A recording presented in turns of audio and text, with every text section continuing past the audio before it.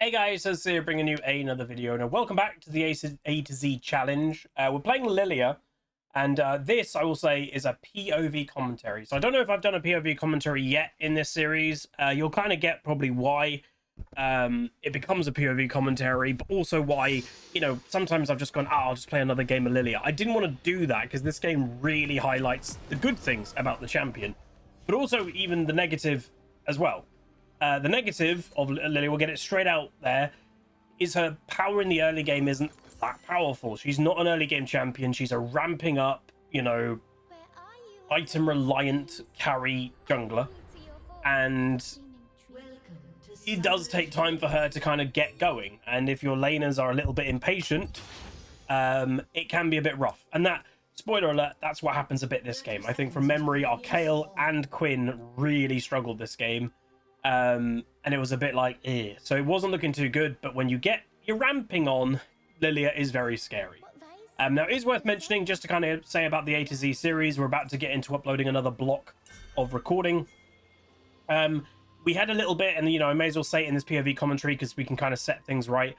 As for the upload schedule, I think we should be relatively back in order now, but apparently when we were doing K, I missed a few champions. I think basically I did a little mini bonus stream one day and recorded like 3 episodes of K champions, which were like Kled, Kog'Maw, and Kindred, I think. And I just completely missed uploading them.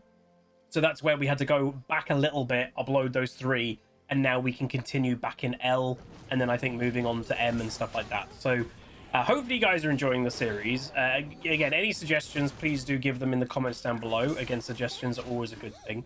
Yeah, Lillia. So she is a kind of a centaur champion, kind of like Hecarim, but the whole bread and butter of this champion is movement. You are wanting to be in near constant movement when you're in active PvP.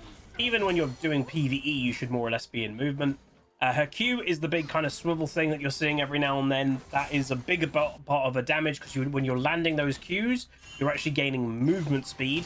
And that's where this champion can get so fast and just kind of weave in and out of combat while dealing a lot of damage. You go dot damage, like she has dot damage, which is damage over time inbuilt in her kit. Nice kill for Quinn. But yeah, she has damage over the time built in her kit, and you build damage over the time items like Leandries or Blackfire, etc. So while you're moving in and out, she can just be very powerful. The W is a big slam, which again does an incredible amount of damage. Which obviously is a very good thing also. Now, unfortunately for me, invading did happen. You can see the Zac there has got my red. So this is the only thing I'd say is checking where junglers start should definitely be more of a thing that solo laners should do. Now, I'm just warding there. You saw immediately Akali who's like, I'm on the way to counter. So again, very annoying. The one thing I'd say we should be kind of being careful of right now is, yeah, the Riven didn't go back. Bad flash by me. I tried to get over the wall, but it didn't work. The Riven was on the way back to lane after getting killed by Quinn. I do a lot of damage, which, again, that's not bad. That actually gives us the 3 kills towards feat of strength. Not sure Kayle should be continuing the fight right now, but, yeah, if we're a 3v2, she goes for a crazy tower dive and doesn't manage to get the kill. It is worth mentioning, I actually haven't checked this Kayle account. It's actually just reminded myself. This Kayle account, upon recording, and, again, really bad dive, was a crazy Giga Smurf 100% win rate account. So not sure if that's what she still is. Look at this. So like luckily for us, Quinn got executed there, but Riven still gets XP. So that overall is not a good situation. And obviously being a jungler, being out of XP, I'm like, what do? I just saw Zac on the blue, by the way. So in the back of my mind, I'm like, right, do I just quickly go in for the red? And I think this is what I decide to do. But you never know how teammatey the enemy team's going to play. You don't know if you're on vision. But I'd go for it. Because if you don't end up getting, like, he's taken practically, I think, the whole side of my red side. We saw him in top lane at level 3 with my red buff. So if I had to guess, I think he had everything. So at least, again, when it comes to the XP, when it comes to the Smite quest, you get so far behind. And now we still see him. So I can be a little bit greedy now that I've still got vision. You can see that Akali, once again, is making her way over. So I honestly don't even know how they have all this vision in their own jungle. The Sona as well is coming. So it's very, very annoying for me. because, you know, I'm not really getting the help. I got invaded. Our laners didn't check, which sucks, and now I die again. So it's not great, obviously, but sometimes when you're jungling, and what I would say is, obviously, I'm predominantly a laner that does a bit of jungling. I think for people that don't do any jungling, people don't quite get it of not scouting for your jungler, not helping your jungler. It's painful. It's really painful. Now, again, they must have just all vision everywhere, because that wasn't just the mid lane Akali that was nearby. The Sona came from bot lane for that as well. So, you know, I guess, you know, it's one team is preparing for an invading jungler and one team isn't. You know, for example, the Zac invaded my red. So because the Zac invaded the red, the Zac has not been on his red side this entire game. So that vision that was put down, that clearly saw me doing stuff, was 100% put down by either Akali or Sona. Like, they're actively helping the Zac kind of go, right, we're going to see if Lillia comes in and we're going to clap on her if she comes in. My team obviously is not looking to do that. Now, counter gank on the way by me. Not sure how well this can go, but we'll see what we can do. I'm going to go straight to the back line, because again, the back line does obviously all the damage, but we have run out of damage, unfortunately. But I'm still doing a lot. Blitzcrank not doing really anything. Kai'Sa was on the back foot there, so yeah, not the best fight, but at least no one dies. That's a positive. But yeah, as you can kind of tell, the early game, a little bit rough. Zac was waiting in a bush there, by the way. See if he can get another gank off. Didn't. Blitzcrank, see if he can get this. Sona no mana, but now we're being slowed. So I think that was arguably a bit of a mistake in engage by the Blitz. I think he probably didn't realize how low he was. Kayle absolutely spam pinging, by the way. I think there was part of why I kind of muted and stopped doing a commentary. Kayle was really annoying. And, you know, the early play, Kayle got a kill from me dying. Then that tower dive she did was terrible. Yeah, like, I'm actually going to, while we're recording this, I'm actually interested in that account. And should we see what its up-to-date stats are? So, roughly, I would remember that account was maybe about 13-0. It wasn't many wins. So you can get MMR very quickly in League of Legends nowadays. Let's see. So, the account... That can't be right. Wait, no, wrong account, surely. Oh my god, wait, where? Am I misremembering? I might be misremembering. Because, yeah, no, that account is not a smurf. It's played 500 odd games with a 50% win rate. Oh, maybe I'm misremembering. It must be in a different Kayle. Was that a different game? I remember there was a Kayle recently. That was like, oh, was it that one? Was it in my Lux episode? It was in the Lux episode. So you've got that episode to come, I believe. And that Kayle has lost some games now. But, yeah. So, Riven, top lane. Quinn, I have no idea, by the way, why she walked into melee range. And it's worth knowing, the fact that she walked into melee range gave Riven the double kill. And you're like, wait, really? Yeah. So if she stayed away, didn't walk into melee range to just randomly get killed, waited until she had E up, which is a form of CC, we definitely could have killed that Riven. But because she just walked into the Riven, got herself killed, it was a disaster. So this is about, I would say, the time that I stopped doing a commentary. The one thing, and again, I hope people are very aware, is I don't give up playing the game. I keep playing to win. As long as the game is in, I'll keep playing. You know, sometimes I might be wanting to surrender, but if it's a no, I'll keep playing. I'm never going to troll. I'm never going to just go at whatever AFK. I'll always keep playing. So with 0-3, this game has gone horribly for me, obviously, so far. But we're also Lillia. We've got a Kayle. We've got a Kai'Sa. We scaled very well.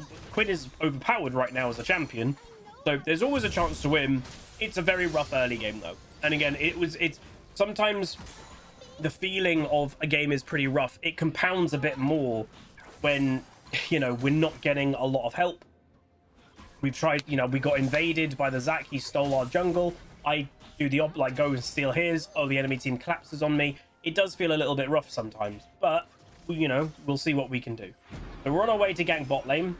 Misfortune gets exhaust load. I go for a Q, get a double sleep, waiting for the W. Bam! I get my first kill. Also, yeah, first kill of the game. Which, you know, it's always a good thing, by the way, when you're having a bit of a rough game.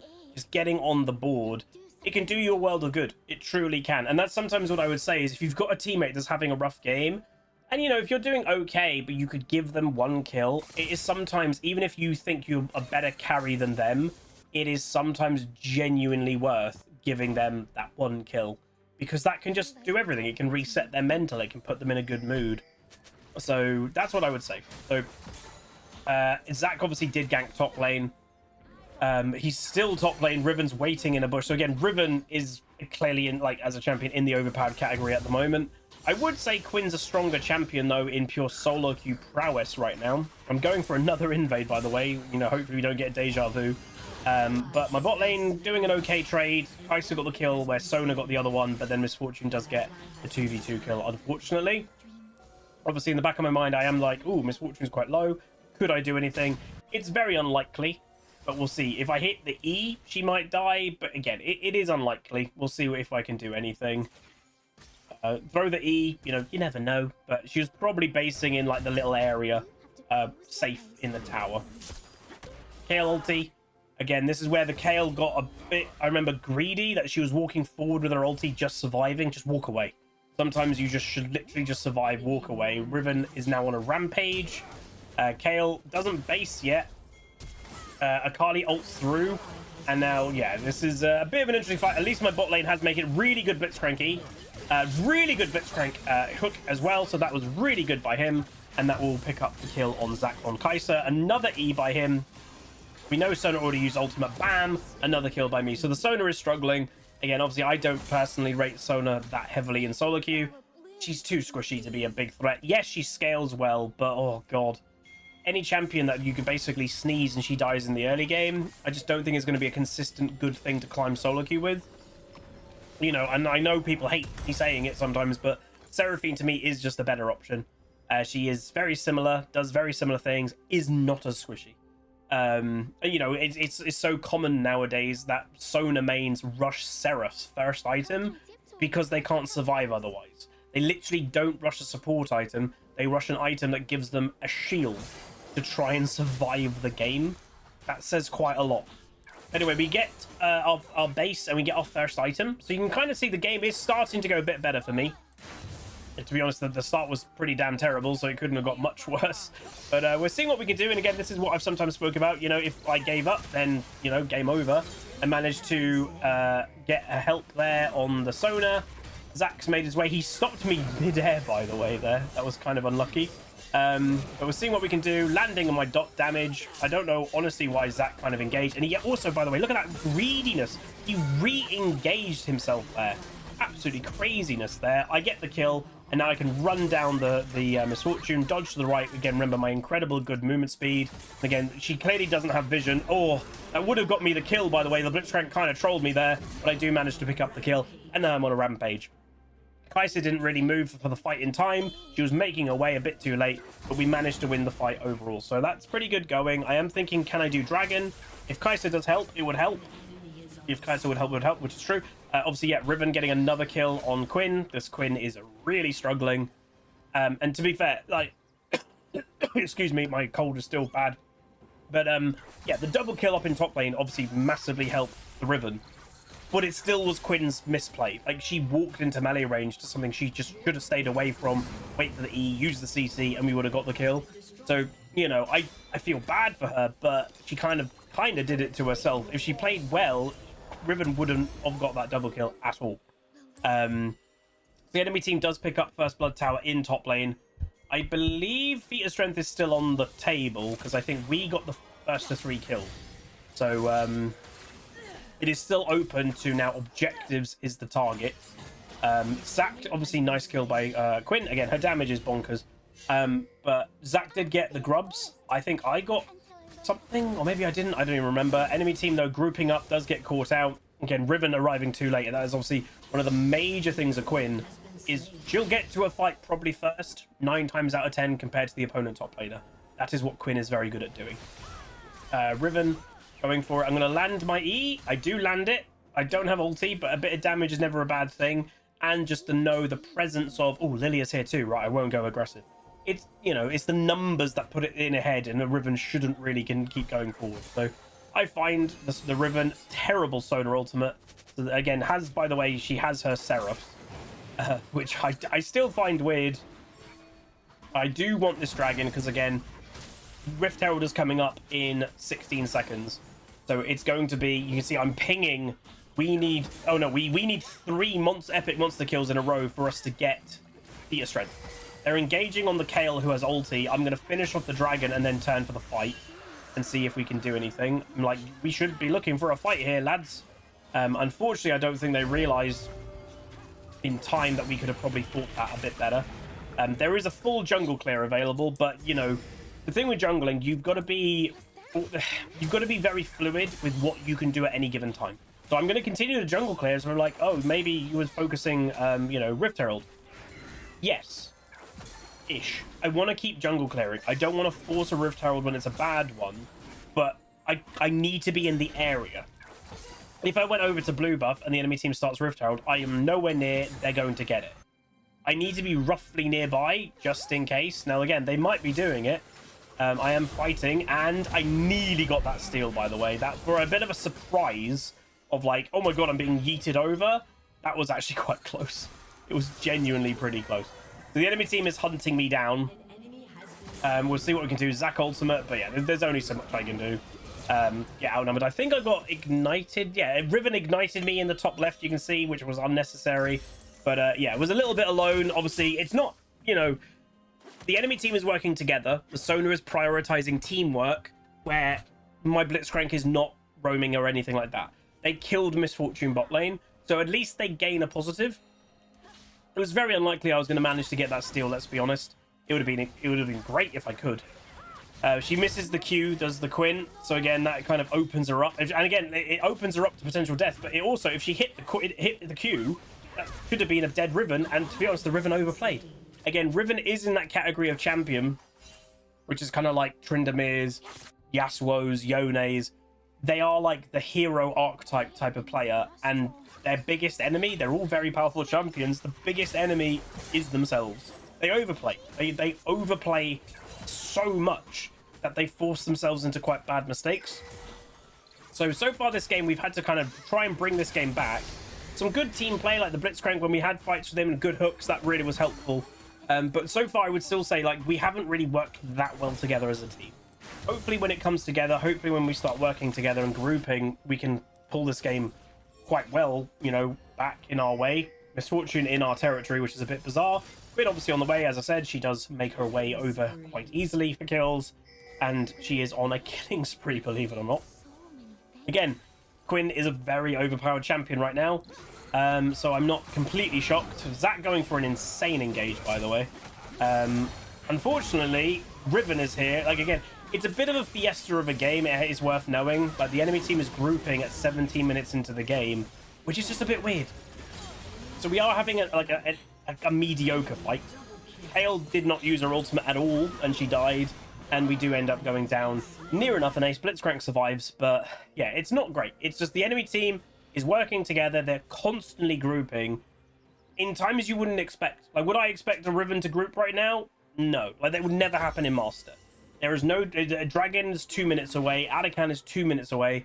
No Riven would be there at that point. There would be top lane. They'd be free farming, you know, several more waves, getting that solo XP. And that's just what they would standardly do. So it was a bit of a weird game. But we're still scaling. You know, as I said, if you've got a late game hyper carry like Kale, truly, you know, you can always win. And I'd say there's a few champions that go in that category nowadays. You know, historically it was Kale. But if you've got a Cogmore, if you've got a Smolder, even nowadays, you know, you have a late game hyper carry, you can win. And you know, the enemy team has some scary champions, but realistically they don't really have an absolute late game hyper carry. Riven is probably the closest they've got. But Riven still has quite a lot of negatives, like she's a melee champion. I'm gonna use my ultimate here. We get slowed by Misfortune, and he goes down. 1,000 gold shutdown for me, by the way. Absolutely massive. So that's a nice kill. Again, still don't really know why Riven's even there. Nobody is in top lane right now. Quinn is making her way. Think of how many like random minions have just died and no one has got that XP or gold. That's the thing. Like, if you watch high rating challenger games, practically until absolute late game when grouping is happening all the time, so nothing before 20 minutes, it's all about grouping up. It's all about, sorry, maintaining constant XP in all lanes. If no one is in one of those lanes, you are just giving XP away that could be gained for your team, and that's the thing that I think people sometimes don't realize. So I'm going to make my way, hit the E, do help out the Kale. Kale does also, by the way, kill the tower. Really nice hook by Blitzcrank, and Zach just doesn't have the damage. Oh, sorry, he does have the damage. Apologies. We're going to try and get the kill on him. I should get him. Never mind. But, like, I'll be honest, I think part of my brain was like, I'm taking this personally. So I was like, he is not getting away. And I think I do manage to get him. So, yeah, I did not want to let that Zach live. I don't know if anybody else has been in situations that it's like, if that person lives right now, I am tilting. So I kind of was like, no. It was a good kill to chase down anyway, because it's Dragon and Atakan. Riven is now top lane. So this is what I mean. This game just didn't quite make sense. Riven has been grouping in times that it doesn't make sense. And now she's split pushing when she should group, because objectives are ready and objectives are up. So it's very weird. Again, it's an Emerald game. It's not the highest quality. And I think sometimes that does show. Players don't think things through that much. They play reactively. They don't play, like, with a plan.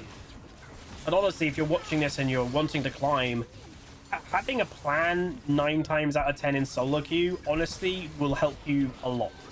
A lot of people do not play with any form of plan at all. And you will stand out if you have one. And, you know, that can simply be if you're a top laner going, right, I'm going to solo lane here, and then, okay, Dragon's up in a minute 30, so I'm going to push the wave just before. I'm going to base to get my item spike and make my way over. Stuff like that. People just don't do in lower ratings and more average ranks. Unfortunately, Quinn goes down, but again, Misfortune's top lane with Riven. Very weird. So I'm going to go back, even though there are some jungle monsters that I could kill. And, you know, technically with jungle farming, you're supposed to kill them before you base, so then you get the most, like, the downtime isn't affecting you as much. But I had a lot of gold. I got my second item complete, which is a big item for Lillia, because it's a lot of healing and CDR. So I thought, that's okay. You know, you don't need 100% uptime. You don't need to be absolutely perfect with jungle clear. It's okay to, like, not do the absolute correct thing from time to time. You know, technically, there was nothing on the table that I probably could have come over here, cleared it, and then based. Because there's no objective that the enemy team could have done with my extra time. But sometimes, I don't know, you just kind of want to feel like, okay, I've got too much gold in my wallet right now. Obviously a good problem to have, but you want to spend that cash sometimes. Yeah, so Riven was waiting in a bush. Quinn getting near enough caught, but does end up surviving because the damage of Misfortune and Sona is not that high. And I don't think the Misfortune, from what I could tell, she probably has ultimate, but she probably didn't want to commit ulti to kill a Quinn, if I had to guess. So I do actually land. The Zac was just sitting in a bush. So the E, by the way, has permanent travel. Oh, bad flash by Riven. And the Kaiser, I think, does end up getting this kill, by the way. Yeah, big kills. A really bad flash by the Riven. So yeah, that's a disastrous death by her. Again, it's a disastrous death in terms of morale, but again, we don't gain that much for the deaths. And that's what I think a lot of people need to realize. A risky play like that by Riven, it's still a bad death, obviously, but if you're going to go for a risky play, and now the enemy bot lane are randomly top lane at this time of the game, which is bizarre. If you're going to go for a risky play like that, always have a glance of when objectives are up. So Riven goes to that play, it doesn't work, she dies, and let's say she's got a 30-second respawn. There's nothing spawning in a minute, so it's actually not that bad. And that's when you should try and time going for these big plays. If it is a risk, and that's the thing, sometimes they are risks. Oh, he manages just to get me there. I think a lot of people don't do that. You know, you'll often see, you know, when someone's having a really bad game, like even like a jungler or something. Pop my ultimate here, by the way, puts people to sleep when I've hit them. Do manage to get the kill with the Quinn, and that's a much better kill. So, you know, that's really nice. Riven's on her way. Enemy team is now mega grouping up, which is crazy. But they haven't gained anyone yet, and I still think we can fight this, by the way. I want to fight. I actively want to fight, but teams have kind of dispersed. Quinn's gone back.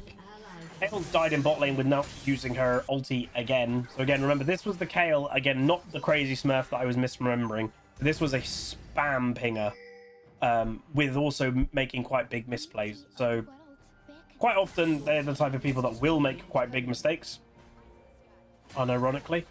I do want to push this out, so we got objective spawning soon. Baron is coming up in 3 seconds. Doubt it's going to be a Baron play, though. I don't think either team would just instantly go do a Baron. Yeah, so bit of a sloppy game, but you can kind of tell, hopefully, that from a terrible start, and this is the thing, and this is why I like showing this game. Lillia is not a very strong champion. You know, jungle stolen early. We went to go counter steal. Enemy team jumps on my face. It was rough. It was a rough start, but you're playing a scaling champ. We are 7-5-8. We've been involved in what? 15 or so kills. That's pretty good going, you know, over 50% kill participation after a rough start ain't bad. So the big thing for me in solo queue, you know, it's where, like, I do recommend playing scaling champions, and I find it hard to recommend early game champions completely, because this is the type of premise. Riven, by the way, nearly 2v1ing. We are having a big fight here. I managed to put the Akali to sleep, but I managed to get the kill. I'm going to see what we can do. Big damage over there on the Misfortune. Look at all this dot damage and this lovely movement speed. I'm going to ping myself back over the wall, and I go, hello, Misfortune, welcome back. See what I can do. Can I land one more Q? Yes, I can. I Zhonya's. The big healing is coming off, though, and I'm still not dead. I do end up dead. So, unfortunately, like, we were alone for the majority of that fight again. Kai'Sa got jumped on, but Kayle is split pushing. Unfortunately, that does mean the enemy team are going to get the dragon, but yeah, don't quite have enough power to kind of just be within the enemy team. Like, the Zac is pretty strong himself this game, but we did not a bad job considering the start to that fight.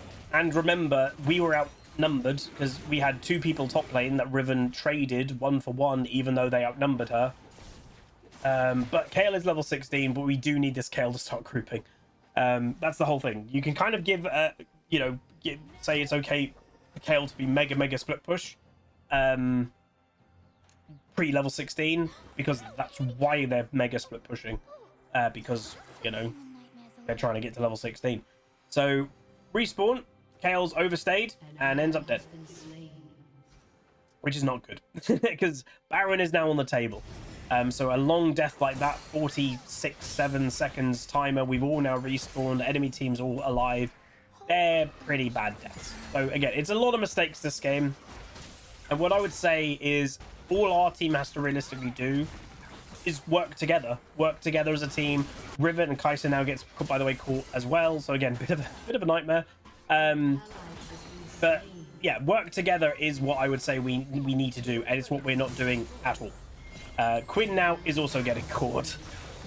I'm going to fight the Riven, because I think if I play it smart, I can. She just hit level 17, though, which is annoying. I am only level 14, but I think if we just... The thing with Lillia, you can see here, you can kind of keep amazing range and kind of keep your distance. The Riven couldn't do anything to me. Even if Blitzcrank wasn't there, and, you know, it's a good thing he was, bushwalking, hello. It was a good thing he was there, but that Riven, I think, still would have struggled in just a pure 1v1 with me anyway. So... it's a really good kill to get that, because that puts a little bit of a question mark on can they do Baron and stuff. So you might be like, are you crazy, Huz? You're fighting the Zac? Yeah. Because, like, what's he going to do? Is I'm going to walk around him and just kind of absolutely out-damage him. He's not going to out-damage me. I'm a Lillia. But we'll see what the enemy team is doing. They're having another fight. Kayle gets a trade, so still technically a negative trade, unfortunately, for our team, because it was a 2-for-1 in that fight. It's again a little bit sloppy, but it's not too bad. I don't think the enemy team can pull off a random Baron. But we are getting stronger, so we're 3 items complete now. And to be honest, like, there are some champions obviously that scale better than others. Lillia scales very well, but as I said earlier, she's very item reliant. There are some champions that are less item reliant than others, like for example Akali, not that item reliant. If it's still true they haven't really nerfed her base damage, but Akali does one of the highest damages in the game without a single item. A base kit without a single item does over 2,000 damage, a base combo. Like, literally, it's ridiculous how much damage that champion does.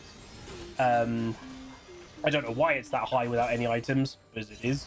Well, obviously, majority of other champions basically do very little damage without items. But unfortunate, don't get a kill there, but at least no one died. To be honest with how this game's been, I'll take that as actually a positive. Remember, the Riven is not running teleport this game. Obviously, nor is the Quinn, but Quinn can travel a lot quicker. I do manage to hit level 16, which is a good power spike. I've got over 2k gold. Going bot lane, I would say might be a mistake, but then Zack's just bushwooking again. This Zack seems to bushwookie all the time. We can definitely fight this. Nice hook by Blitzcrank. I managed to get the kill on Misfortune. Big damage coming over on her. Double kill for me. Look at my damage, by the way. Like, this is Lillia. And I've still got 3,000 gold. I can buy in potentially another item. Lillia late game. It's scary. And now we can go Baron if we want to. I'm asking my team, do you guys want to come and help and do Baron? Obviously, there's always a risk factor of Zack coming over to steal. I would like Blitzcrank to come and tank this, by the way, but he's preoccupied. So the enemy team are having a fight, so I decide I'm going to make my way over that. And, you know, if you end up killing both of them, then, you know, it makes them less threatening. And I do end up getting the kill after Smite. I did use Smite there, however, so I've got to be careful of not going instantly on Baron, but Smite is back up in 8 seconds. So we can now go back on it. And by the time the Baron gets low enough, the Smite will be back up. So I think that, you know, we could have just got over to Baron straight away there. But I think it was Kale may have been wanting to stay randomly in mid. Quinn not grouping, not sure why. I think is going to end up dead to the Zack. He does. Again, the key thing this game has just been people not wanting to be with us. It's been very weird. Can we kill the Zack? It would be nice if we can. Land the E, land the Q. Into his passive he goes. And he should be dead. Good. There we go. So again, I got 4,000 gold. So hopefully you guys so far have enjoyed this. This to me, and again, this is why I didn't want to just play another game of Lillia, is this is a great example of Lillia. She's not that strong in the early game. We even had a negative in the early game where the enemy team like were collapsing on us. Zack invaded. Like it was a terrible start to the game. Like, pretty bad. But if you give enough time to this type of champion, she is a beast. She truly is a beast. And that's all. Sometimes you just need that little bit of time. Oh, bomb, bomb. Again, don't know what the enemy team are doing. They prioritize trying to get vision from the scuttle crab than actually staying alive, which is a bit weird. So nice to get a nice like double kill. But yeah, and again, remember it's not just Lillia here. Like Kale is level 18, I'm level 17, Kai'Sa's level 17. Our late game is very good. Misfortune is not on the same level as Kai'Sa as a carry. Again, Akali is a yes and no. Like she's very strong, but Akali is an assassin, so she's either going to assassinate somebody or she's not. There's not really any in between. And if she isn't going to assassinate anybody, she doesn't really do much. And you know, that's the thing, we have a Kale who can damage avoidance, so it's kind of like we have a kind of later game counter almost, if we manage to get to late game. So I'm making my way into the base because my team is here. I land the E on the Sona, which is obviously going to do a nice bit of damage and slow, and Kale is obviously ramping up as late game Kale. So Blitzcrank hook into the Q. Riven does nothing but die. And big damage from me. Look how much damage this does, by the way. It's so big. And there you go. So that's an ace. That is going to be the game. Well, we finally were working together in the late game after a crazy start. But that is Lillia. Like, this is, again, to me, one of the best examples of what Lillia can do. She's very powerful, but she does rely a bit of teamwork. And that's what we just didn't have in the early game. And all I would say is if you are a laner, scout a little bit for your jungler. Just, you know, a little bit. You know, if your jungler's all standing bottom side, just kind of be the other side of a jungle entrance until like lane phase is about to begin. Because if you saw Zack, if I saw Zack coming and being there, if there was a ward or something there, it changes the whole early game. It completely changes the early game. I could have gone and started at his stuff and it wouldn't have affected me. But then we go 13, 6, 14, 46.7 thousand damage. We were giga ahead on damage this game. And that's what Lillia can do.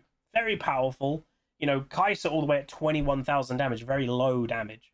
But we eventually got online. Very strong champion. Bit of a fiesta, but we'll take it. So hopefully you guys enjoyed. If you did, do throw a like on it, throw a comment, throw a subscribe, and I'll see you guys next time. Welcome to the Rift, where the legends play. It's HuzzyGames bringing skill every day. From tips to tricks and play so fine, you'll learn the game and have a good time. Thanks for watching, you're the real MVP. Hit that like and sub, join the family tree. Like, comment, and subscribe.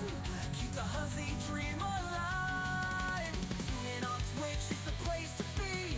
HuzzyGames, let's go.